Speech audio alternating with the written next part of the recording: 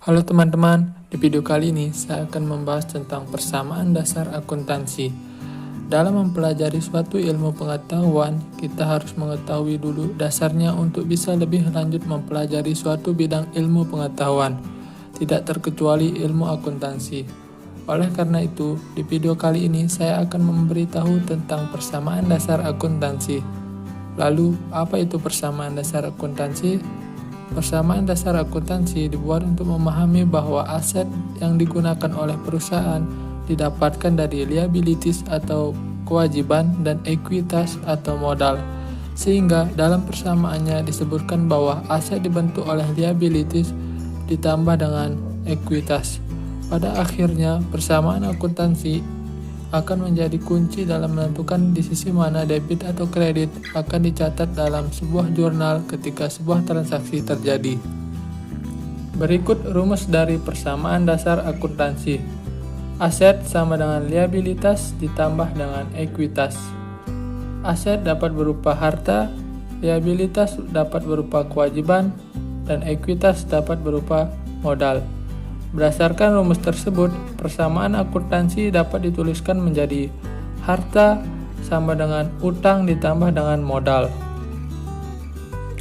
Oke, saya akan membawa teman-teman ke analisis transaksi. Perusahaan melakukan aktivitas sehari-hari, ada yang berkaitan dengan kegiatan dan ada yang tidak. Kegiatan ekonomi perusahaan tersebut dicatat oleh akuntan perusahaan. Kegiatan ini disebut dengan transaksi. Contoh dari transaksi adalah pembelian kendaraan yang dicatat sebagai aset perusahaan. Ketika perusahaan membeli kendaraan ini, maka terjadi efek timbal balik dengan kemungkinan sebagai berikut. 1. Pengurangan aset. Pengurangan aset berupa pembayaran secara tunai atau pengurangan kas perusahaan. 2. Peningkatan liabilities.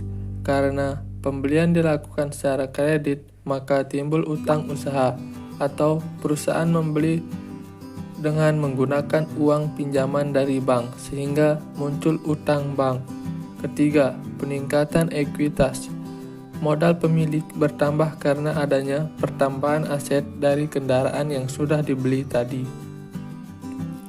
Oke, setelah teman-teman mengetahui analisis transaksinya seperti tadi, untuk lebih jelasnya saya akan membawa teman-teman ke ilustrasi bagaimana persamaan akuntansi ini berfungsi. Transaksi pertama, Pak Susanto mendirikan sebuah usaha percetakan, lalu ia menyetorkan modal sebesar 50 juta untuk mendirikan sebuah perusahaan percetakan tersebut. Dari ilustrasi tersebut, kita dapat menggunakan persamaan dasar akuntansi untuk mencatat transaksinya, yaitu aset bertambah berupa kas sebesar 50 juta dan ekuitas bertambah sebesar 50 juta. Sisi aset harus sama dengan sisi liabilitas ditambah dengan ekuitas. Jika berbeda, maka ada yang salah dalam proses pencatatannya. Contoh kedua, untuk menunjang operasi perusahaan, Susanto sebagai pemilik perusahaan membeli peralatan kantor sebesar 10 juta secara tunai. Jadi, dari transaksi tersebut akan menimbulkan bertambahnya aset berupa peralatan sebesar 10 juta dan pengurangan kas sebesar 10 juta.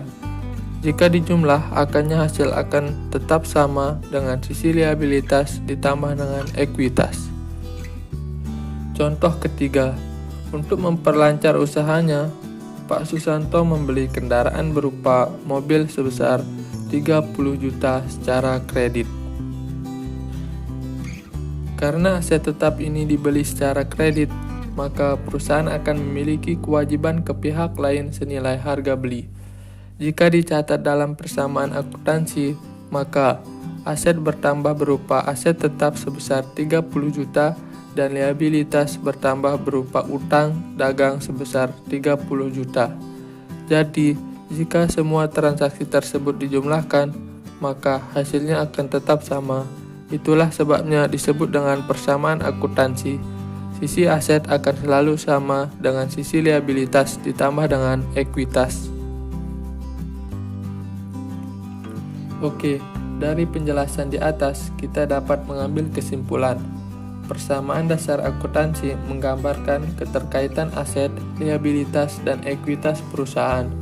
Dengan memahami logika persamaan ini, penyusunan laporan keuangan akan dengan mudah memahami aturan akuntansi yang lain.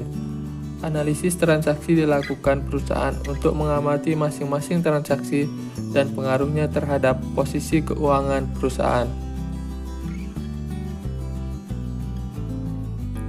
Oke, jika ada pertanyaan silahkan komen di kolom komentar, dan jika teman-teman merasa ini bermanfaat, like video ini dan jangan lupa subscribe channel ini agar teman-teman dapat mengetahui video tentang akuntansi selanjutnya. Sampai jumpa di video selanjutnya.